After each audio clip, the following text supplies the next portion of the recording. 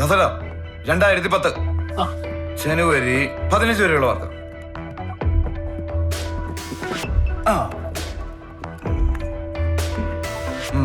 കണ്ണൊന്നും പിടിക്കുന്നില്ല. ഉണ്ടാവും.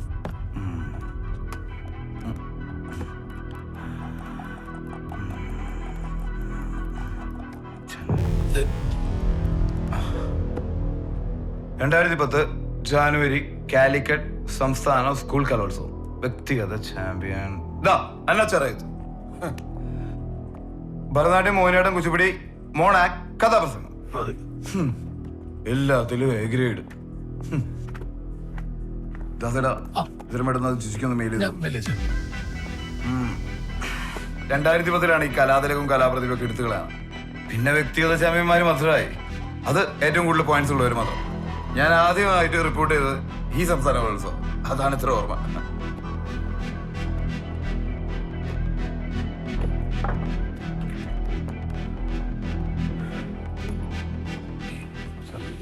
കോളേജ് 2010 കാലിക്കറ്റ് സംസ്ഥാന ഉത്സവം സ്കൂൾ കലോത്സവത്തിന്റെ അതിലെ അന്ന എന്ന് പറഞ്ഞൊരു കുട്ടിയുടെ ഡീറ്റെയിൽസ് ഞാൻ ഇതൊന്നും ഓർമ്മില്ല.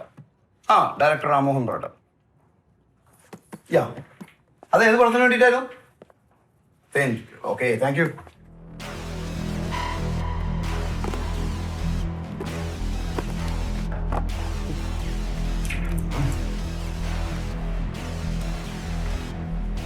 അന്ന കലോത്സവവേദിയിൽ നിന്ന് ചലച്ചിത്ര താരം അന്നം പോലീസ് റെയ്ഡിൽ അറസ്റ്റ്. സംവിധായകൻ രാമോഹന്റെ ചിത്രത്തിലൂടെയാണ് അന്ന ചലച്ചിത്ര ലോകത്തെത്തിയത്.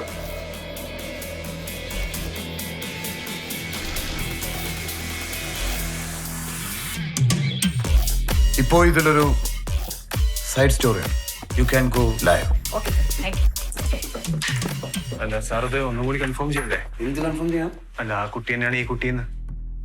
സ്റ്റേഷനിൽ വെച്ച് താനെന്താ കേട്ടത്? കുട്ടിയുടെ പേര് അന്ന. അന്ന അന്ന ചെറിയത്. അന്ന തന്നെയോടോ? എനിക്ക് ഉറപ്പാ. താൻ ധൈര്യമായിട്ട് വിട്ടോ. Okay sir. ഓക്കെ.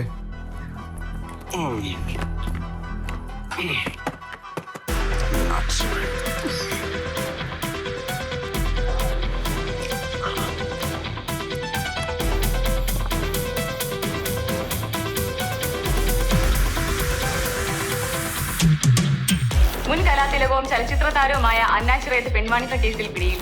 2010 കോഴിക്കോട് വെച്ച് നടന്ന കേരള കലോത്സവത്തിൽ ഏറ്റവും കൂടുതൽ എ ഗ്രേഡ് നേടി 1ാം സ്ഥാനത്തെത്തിയത് കുമാരി അന്ന ചിറയത്തായിരുന്നു. ഇതേ തുടർന്ന് പ്രശസ്ത സംവിധായകൻ രാമോഹൻ സംവിധാനം ചെയ്ത തെന്തുളികൾ എന്ന സിനിമയിൽ നായികയായി അരങ്ങേറ്റം കുറിച്ചു. ആദ്യ സിനിമയുടെ വിജയത്തിന് ശേഷം നിരവധി അവസരങ്ങൾ അന്നെ തേടിയെത്തിയെങ്കിലും താൻ ഇനി സിനിമയിലേക്കില്ല, പഠിച്ചൊരു ഡോക്ടർ ആവുകയാണ് തന്റെ ലക്ഷ്യമെന്നാണ് അന്ന് അന്ന തീരുമാനിച്ചത്.